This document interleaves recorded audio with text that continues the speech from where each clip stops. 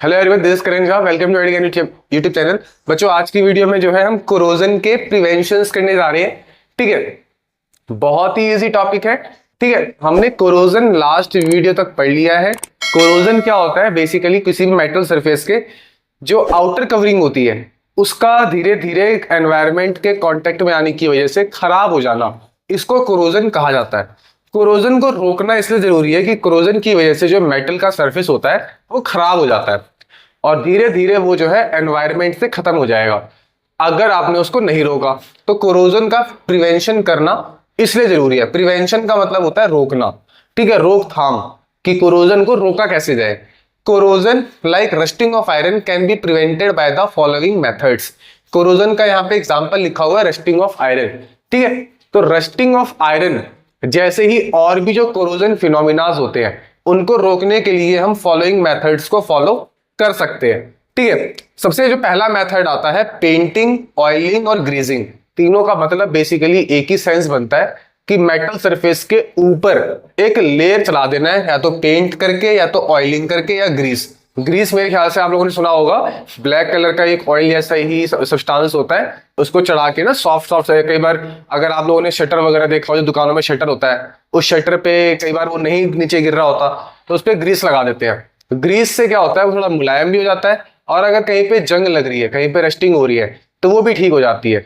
तो greasing, oiling या painting करके जो है आप कोरोजन रोक सकते हो। A coat of paint, oil और grease is applied on the metal surface. वही जो मैंने आप लोगों को बताया कि मेटल सरफेस पे एक पेंट, ऑयल या ग्रीस की कोटिंग का अगर कर दो, अप्लाई कर दो उसको किसी मेटल सरफेस पे, या तो पेंट कर दो या तो ऑयलिंग कर दो या तो ग्रीस लगा दो। ठीक है, तो आपका कोरोजन प्रिवेंट हो सकता है। इससे क्या होता है, बेसिकली एयर और मॉइस्चर जो है कांटेक्ट में नहीं आ पाते मेटल के। जो बाहर एयर या मॉइस्चर होता है उसके कांटेक्ट में आपका मेटल नहीं आ पाएगा। जिसके ऊपर आपने एयर, जो आपने ऑयलिंग या पेंट करा है, उससे जो है वो मेटल जो है एयर या मॉइस्चर के कांटेक्ट में आने से रुक जाएगा। अगला आएगा आपका गैल्वेनाइजेशन। ये बच्चों आप लोगों ने क्लास 8 में पढ़ा होगा। गैल्वेनाइजेशन बेसिकली क्या होता है, the iron object is coated with a thin layer of zinc. जो आयरन, जो कोई भी ऑब्जेक्ट है, जैसे लोहे का कोई भी सामान है, उसके ऊपर एक जिंक की कोटिंग लगा देते हैं, जिंक की। अब जिंक की कोटिंग लगाते कैसे हैं, इसके ऊपर आप वीडियोस अगर गूगल पे सर्च करोगे तो आपको मिल जाएगी। बेसिकली जिंक मेटल होता है ना, जिंक मेटल को पिघला देते हैं, पिघला के उसका लिक्विड बना देते हैं। उस लिक्विड में क्या करते हैं, जो भी आयरन का ऑब्जेक्ट है उसको डाल देते हैं और उसको निकालते जब है तो उसके ऊपर एक जिंक की लेयर आ जाती है और अपना आयरन जैसे पहले चमक रहा था वैसे ही चमकना शुरू हो जाता है। तो यहाँ पे जिंक की लेयर लगाने से ये फायदा होता है कि आयरन जो ऑब्जेक्ट था अपना, वो बिल्कुल पहले ऐसा शाइनी हो जाता है। Zinc prevent rusting as it forms a protective layer and also act as a sacrificial metal. Basically क्या होता है, जिंक जो अपना आयरन के ऊपर एक प्रोटेक्टिव लेयर बना देता है। क्या बना देता है?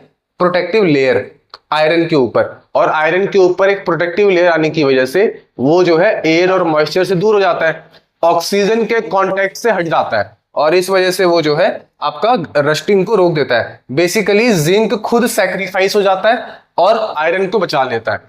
अगर आपने किसी आयरन के ऑब्जेक्ट पे जिंक की लेयर चढ़ा दी तो जिंक खुद सैक्रिफाइस हो जाएगा और आयरन का जो ऑब्जेक्ट है उसको बचा लेगा। अगर एक जो पहले वाली जिंक की लेयर है वो हट चुकी है तो दोबारा उस पर जिंक की लेयर चढ़ा के आप उसको ठीक कर सकते हो। ठीक है, अब ये जिंक आएगा कहां से? तो ये घर में तो पॉसिबल नहीं है।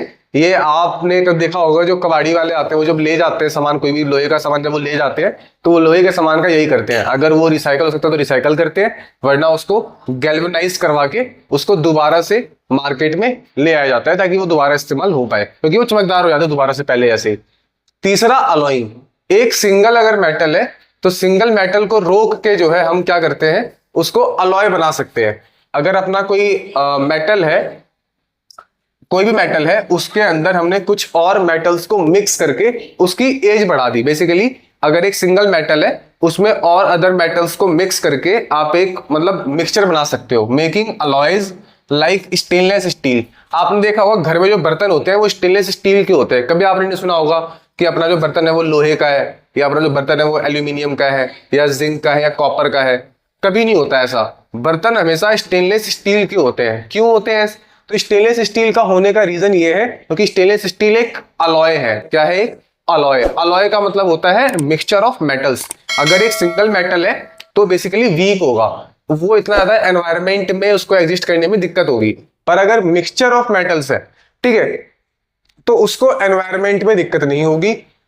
वो जो है मतलब ऑक्सीजन के साथ कांटेक्ट में जब आएगा तो उसको कोई दिक्कत नहीं होने वाली है। तो स्टेनलेस स्टील अपना इसी तरीके का एक अलॉय है, ठीक है, जो मतलब एनवायरमेंट से जब कांटेक्ट में आता है तो उसको जो आउटर सरफेस है उसको कोई दिक्कत नहीं होती है। Stainless steel basically iron, chromium और निकल, इन 3 मेटल का मिक्सचर होता है। जो घर में आप लोग स्टेनलेस स्टील के बर्तन इस्तेमाल करते हो वो बेसिकली आयरन, क्रोमियम और निकल का मिक्सचर होता है। ये इजीली रस्ट नहीं होते, these alloys do not rust easily. इसके बाद आपका जो फोर्थ मेथड आता है वो आता है आपका इलेक्ट्रोप्लेटिंग। इलेक्ट्रोप्लेटिंग क्या होता है? किसी भी मेटल के ऊपर एक लेस रिएक्टिव मेटल की लेयर की चढ़ाते हैं। मैंने आप लोगों को रिएक्टिविटी वाली वीडियो में बताया था कि लेस रिएक्टिव मेटल एनवायरमेंट से रिएक्ट नहीं करता। एनवायरमेंट से रिएक्ट नहीं करता तो हमारे लिए बढ़िया बात है भाई। अगर एनवायरमेंट से रिएक्ट नहीं कर रहा तो उसकी उम्र लंबी है, जल्दी किसी से रिएक्ट नहीं करेगा, जैसा है वैसे का वैसा बना रहेगा। इसी वजह से a thick layer of less reactive metals like chromium, निकल and silver is deposited on iron. Iron के ऊपर कोई भी लेस रिएक्टिव मेटल जैसे कि क्रोमियम, निकल और सिल्वर, इनमें से किसी भी एक मेटल की लेयर जो है आप चढ़ा सकते हो। ये भी आपका कोरोजन से प्रोटेक्ट करता है आयरन को। This protects iron from corrosion. ये भी आयरन को कोरोजन होने से प्रोटेक्ट करता है। इसके बाद आता है आपका रेंसिडिटी। बच्चों एक कोरोजन वाला पोर्शन हमने पढ़ लिया। कोरोजन का बेसिक मतलब ये होता है मेटल की आउटर सरफेस का खराब हो जाना due to contact of oxygen. Oxygen के संपर्क में आने की वजह से जो मेटल की आउटर मोस्ट लेयर है, सबसे बाहर की लेयर है, उसका खराब हो जाना, this is called corrosion. Corrosion से बचने के 4 तरीके होते हैं: पेंटिंग, गैल्वेनाइजेशन, अलॉइंग, इलेक्ट्रोप्लेटिंग। इन चारों के बारे में आपको डेफिनेशन और थोड़ा बहुत बेसिक पता होना चाहिए। दूसरा जो अपना ऑक्सीडेशन का डेली लाइफ एग्जांपल है वो है रेंसिडिटी। रेंसिडिटी बहुत बड़ा टॉपिक नहीं है, छोटा टॉपिक है। ऐसे कोरोजन आपका मेटल्स के लिए होता है, रेंसिडिटी आपका फूड आइटम्स के लिए होता है। ऐसे फूड आइटम जिसमें फैट और ऑयल प्रेजेंट है, ऐसा कोई भी फूड आइटम जिसमें फैट और ऑयल प्रेजेंट है, it is development of undesirable odours and flavours in fat and oil due to their exposure to oxygen. Basically rancidity का मतलब ये होता है अनडिजायरेबल ऑर्डर। ऑर्डर का मतलब क्या होता है? खुशबू या स्मेल। अनडिजायरेबल का मतलब क्या होता है? बेकार या जो आपको अच्छा नहीं लग रहा। तो अनडिजायरेबल ऑर्डर यानी कि स्मेल या फ्लेवर यानी कि टेस्ट। ऐसा स्मेल या ऐसी टेस्ट का डेवलप हो जाना जो आपको पसंद नहीं आ रहा। किसके ऊपर? जो फैट और ऑयल की चीजें बनी हुई चीजें हैं। ऐसी चीजें जो फैट या ऑयल से बनी हुई होती है उन पे अनडिजायरेबल स्मेल या फ्लेवर का आ जाना, ठीक है, due to exposure to oxygen. उनके ऑक्सीजन के कांटेक्ट में आने की वजह से उसको हम रेंसिडिटी कहते हैं। घर में सुना होगा आप, लेकिन जो खाने की चीजें होती है उसको ढक के रखना चाहिए। तो ढक के क्यों रखना चाहिए? ताकि वो ऑक्सीजन के कांटेक्ट में ना आ जाए, क्योंकि जैसे ही वो ऑक्सीजन के कांटेक्ट में आएगा उसका टेस्ट और उसका स्मेल जो है धीरे धीरे खराब हो जाएगा। इसको रोक कह सकते हो आप, उसमें एंटीऑक्सीडेंट्स ऐड करके। एंटीऑक्सीडेंट का मतलब नाइट्रोजन ऐड करके, या एयर टाइट कंटेनर्स में इस्तेमाल, एयर टाइट कंटेनर्स में फूड को स्टोर करके, या रेफ्रिजरेटर में यूज करके, मतलब करके, या मतलब ये 3-4 मेथड आप यूज कर सकते हो। एक तो एंटीऑक्सीडेंट्स का इस्तेमाल कर सकते हो, एयर टाइट कंटेनर्स यूज कर सकते हो, या रेफ्रिजरेटर्स यूज कर सकते हो। इनसे क्या होता है? They can help slow down और prevent the oxidation process and consequently rancidity. Basically ये प्रिवेंट करते हैं या रेंसिडिटी को स्लो डाउन कर लेते हैं। लाइक जो खाना आपका आधे दिन में खराब हो सकता है, 4 घंटे में खराब हो सकता है, वो आपका 3-4 दिन में खराब होगा।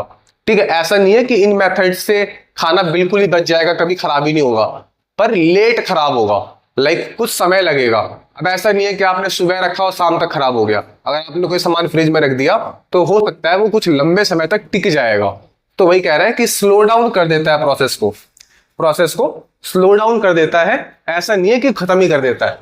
अगर आपने खाना रखा है तो उसका जल्दी से जल्दी इस्तेमाल हो जाए, कंजम्पशन हो जाए, वही बढ़िया है। लेकिन अगर कंजम्पशन नहीं हो रहा है तो आप इन मेथड्स का यूज करके रेंसिडिटी को स्लो डाउन कर सकते हो ताकि वो लंबे समय तक टिका रहे। बच्चों ये वाला चैप्टर हमारा कंप्लीट हो गया आज की वीडियो में। आप इस चैप्टर के नोट्स जरूर बना लें अपने कॉपी में, सुंदर सुंदर अक्षरों में इसको लिख के। अगर कहीं कोई समस्या है तो हमें कमेंट में जरूर बताएं। इस वीडियो को ज्यादा से ज्यादा शेयर करें। आपके फीडबैक्स कमेंट में जरूर बताएं और ऐसे अपना साथ बनाए रखें। Thank you, good bye.